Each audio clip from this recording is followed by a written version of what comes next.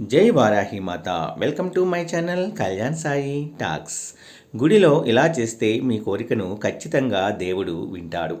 మనకు ఉండేటటువంటి కష్టాలను తీర్చడానికి ఎక్కువగా మనం దేవుణ్ణి ప్రార్థిస్తూ ఉంటాము.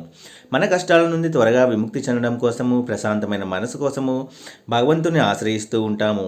అయితే దేవుడు మన కోరికను విని మన బాధలను తగ్గించాలి అంటే మనం ఆలయంలోకి వెళ్ళినప్పుడు కొన్ని నియమాలను తప్పక పాటించాలి. దేవాలయంలో ఆ నియమాలు పాటిస్తే మీరు కోరుకున్న కోరికలు నేరుగా ఆ దేవుని వద్దకు చేరుతాయి. తద్వారా మీ కష్టాలన్నీ కూడా తొలగిపోయి సుఖ సంతోషాలతో జీవిస్తారు. ఏ దేవాలయానికి వెళ్ళినా మొదట ధ్వజస్తంభాన్ని దర్శించాలి. దేవాలయానికి వెళ్ళి ప్రదక్షిణలు చేసేటప్పుడు ధ్వజస్తంభంతో కలిపి ప్రదక్షిణాలు చేయాలి.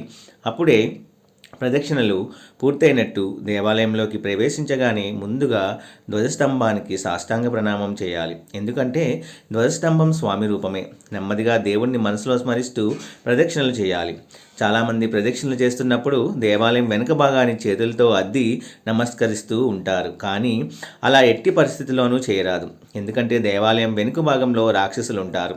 అలాగే ఆలయానికి గజం దూరం నుంచి ప్రదక్షిణ చేయాలి. దేవుణ్ణి కనులారా చూసి ఆ తర్వాత కనులు మూసుకొని దేవునికి నమస్కరిస్తూ మీ కోరికలను నెరవేర్చమని ప్రార్థించాలి. శివాలయంకు వెళ్ళినప్పుడు మొదట నవగ్రహాలను దర్శించి ప్రదక్షిణాలు చేసి కాళ్ళు కడుక్కొని తర్వాత శివదర్శనము అనేది చేసుకోవాలి. దేవాలయంలో దర్శనం అయ్యాక తప్పకుండా తీర్థం, శతగోపురం తప్పక తీసుకోవాలి. శతగోపురం పైన విష్ణు పాదాలు ఉంటాయి. పూజారి శతగోపురం పెట్టేటప్పుడు తల వంచి మనసులో మీ కోరికను కోరుకోవాలి. ఇది చాలా మందికి తెలియని విషయము. ఇలా కోరుకున్న కోరిక నేరుగా దేవుని పాదాల చెంతకు వెళ్తుంది. తీర్థం తీసుకున్నప్పుడు 3 సార్లు విడివిడిగా పుచ్చుకొనవలను. వెంటనే 3 సార్లు తీసుకోకూడదు. తీర్థం తీసుకోవడం వల్ల చెయ్యి ఎంగిలవుతుంది. ఎంగిలి చేతిని తలపై రాసుకోకూడదు. తీర్థం తీసుకున్న చేతిని నీటితోనే మనము శుభ్రము అనేది చేసుకోవాలి. మనం ప్రదక్షిణలు చేసే సమయంలో తప్ప మిగతా సమయాలలో దేవాలయంలో ఉండేటటువంటి ధ్వజస్తంభం నీడను మన మీద పడకుండా చూసుకోవాలి. విష్ణు స్వరూపమైన అరటి చెట్లను దేవాలయంలో నాటితే సర్వదేవతల యొక్క ఆశీర్వాదము అనేది మనకి లభిస్తుంది. అలాగే దేవుని ముందు ఏమైనా కోరికలు కోరుకొని గంట కొడితే అది దేవుడి చెంతకు చేరుతుందని భక్తుల నమ్మకము. ఎర్రటి వస్త్రాలు ధరించి గుడికి వెళ్తే చాలా మంచిది. దేవాలయంలో ఉన్న గోమాతకు పచ్చిగడ్డి తినిపిస్తే మీ ఇంట్లో సిరి సంపదలు అనేవి వెళ్ళి విరుస్తాయండి. ఏదైనా అమ్మవారి దేవాలయంకి వెళ్ళినప్పుడు ఖచ్చితంగా కొబ్బరికాయను కొట్టే రావాలి. దేవాలయంలో నేతితో దీపారాధన చేస్తే మీ ఇంట్లో సర్వసుఖాలు, సౌభాగ్యాలు కూడా కలుగుతాయండి. శివాలయంలో నందీశ్వరుని ప్రార్థించిన తరువాతే స్వామివారిని దర్శించడానికి వెళ్ళాలి. నందీశ్వరుని అనుమతి లేనిదే శివపూజ అనేది చేయకూడదు. అలా చేస్తే ఫలితము ఉండదు. దేవాలయంలో 5 ఒత్తులతో దీపం వెలిగిస్తే ధనం, సౌఖ్యం, ఆరోగ్యం లభిస్తాయి. దేవుడికి ఎదురుగా దీపారాధన చేయకూడదు. ముఖ్యంగా మహిళలు దేవాలయంలోకి వెళ్ళినప్పుడు కుంకుమ బొట్టు అనేది తప్పకుండా ధరించాలి. అలాగే తలలో ఖచ్చితంగా పూలు పెట్టుకొని వెళ్ళాలి. మహిళలు ఆలయంలోకి జుట్టు విరబీసుకొని ప్రవేశించరాదు. ముఖ్యంగా శుభ్రమైన వస్త్రములు మాత్రమే ధరించాలి. ఆలయంకు వెళ్ళేటప్పుడు వట్టి చేతులతో అస్సలు వెళ్ళరాదు.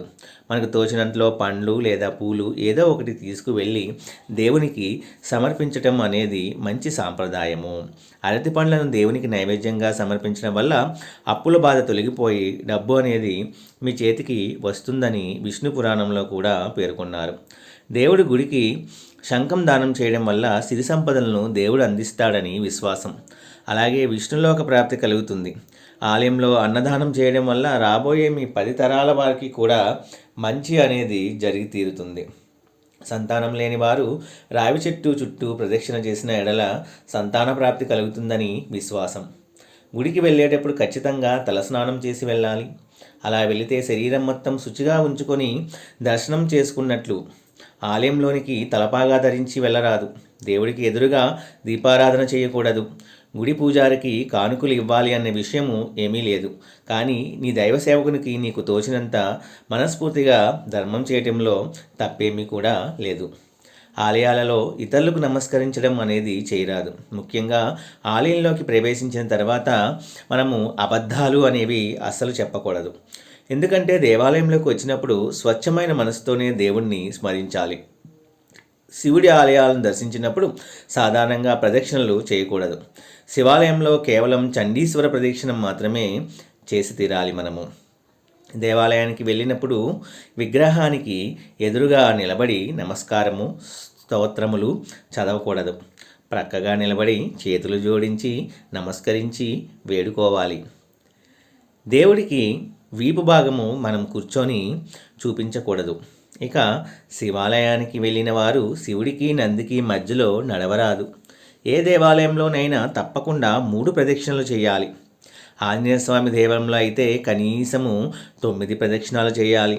ఇలా చేయడం ద్వారా దీర్ఘకాలిక ఆరోగ్య సమస్యలన్నీ కూడా తొలగిపోతాయి. శివాలయంలో ఆలింగం చుట్టూ ప్రదక్షిణం చేయకూడదు. శివాలయంలో కేవలం చండీశ్వర ప్రదక్షిణం మాత్రమే చేయాలి. చండీశ్వర ప్రదక్షిణ చేస్తే అది 10,000 ప్రదక్షిణలతో సమానము అవుతుంది. వెంకటేశ్వర స్వామి దేవాలయంలో కనీసం 5 ప్రదక్షిణలు చేస్తే చాలా మంచిది. దేవాలయంలో భగవంతుని ఎదుట మన కష్టాలన్నీ చెప్పుకొని కంటనీరు పెట్టకూడదు. మనం చేసిన పాపాలు అనేవి పోవాలి అంటే ఏదైనా దేవాలయంలో కనీసము 108 ప్రదక్షిణాలు అనేవి చేయాలి. ప్రదక్షిణలు చేసేటప్పుడు ఓంకారం జపిస్తూ ప్రదక్షిణలు చేస్తే కోరుకున్న కోరికలు నెరవేరుతాయని ఆధ్యాత్మిక పండితులు కూడా చెబుతూ ఉన్నారు. ఎన్ని ప్రదక్షిణలు చేసినా ఒక్క విషయం గుర్తుంచుకోవాలి, మన మనసు ధ్యాస అంతా లోపల ఉన్న భగవంతుని మీద మాత్రమే తప్ప ఇతరత్ర విషయాలపై ఉండకూడదు. ఇక వినాయకుని గుడికి వెళ్ళేటప్పుడు గరికమాలను తీసుకువెళ్ళాలి. గరికమాలను ప్రతి శుక్రవారం వినాయకునికి సమర్పిస్తే కోరిన కోరికలు తీరటమే కాకుండా మీ ఇల్లు చాలా ప్రశాంతంగా ఉంటుంది. అదే శివాలయానికి వెళ్ళినప్పుడు బిల్వపత్రాలను తీసుకువెళ్ళి ఏవైనా బాధలు ఉంటే అవి వెంటనే తొలగిపోతాయి. మనసు ప్రశాంతంగా ఉంటుంది. విష్ణుమూర్తి ఆలయానికి వెళ్ళినప్పుడు తులసిమాలతో వెళ్ళాలి. గుడికి వెళ్ళే ప్రతి భక్తుడు గుడిలో ఉన్నంతసేపు తన మనసులో దేవుణ్ణి ప్రార్థిస్తూ ఉండాలి. మనం ఆలయంలోకి ప్రవేశించిన తర్వాత వస్త్రంతో కానీ ఏదైనా టవల్తో కానీ మన శరీరాన్ని కప్పుకోవాలి. ఎవరైతే రావి చెట్టు కింద దీపం వెలిగించి రావి చెట్టు చుట్టూ ప్రదక్షిణలు చేస్తారో వారికి సకల దేవతల ఆశీర్వాదాలు ఎల్లవెల్లలా ఉంటాయి. అలాగే శనివారం రోజు రావి చెట్టుకు 11 ప్రదక్షిణాలు చేస్తే మీకున్న ఆర్థిక ఇబ్బందులన్నీ కూడా తొలగిపోతాయి. గంజి వస్త్రాలు వేసుకొని దేవాలయంలోకి ప్రవేశించి దేవుణ్ణి దర్శించకూడదు. గుడి బయట యాచకులు ఉన్నట్లయితే వారికి ఏదో విధంగా సహాయం చేయాలి. ముఖ్యంగా మన ఇంటి దగ్గర నుంచి తీసుకువెళ్ళిన ప్రసాదాన్ని గుడి బయట పంచితే చాలా మంచిది. గుడి లోపల పెద్దగా మాట్లాడకూడదు, నవ్వకూడదు. మరణానికి సంబంధించిన విషయాలు కూడా గుడిలో మనము మాట్లాడకూడదు. అమ్మవారి దేవాలయానికి వెళ్ళేటప్పుడు పసుపు కుంకుమలు, దానిమ్మ పండ్లు, ఎర్రటి పూలను తీసుకువెళ్తే మంచిది.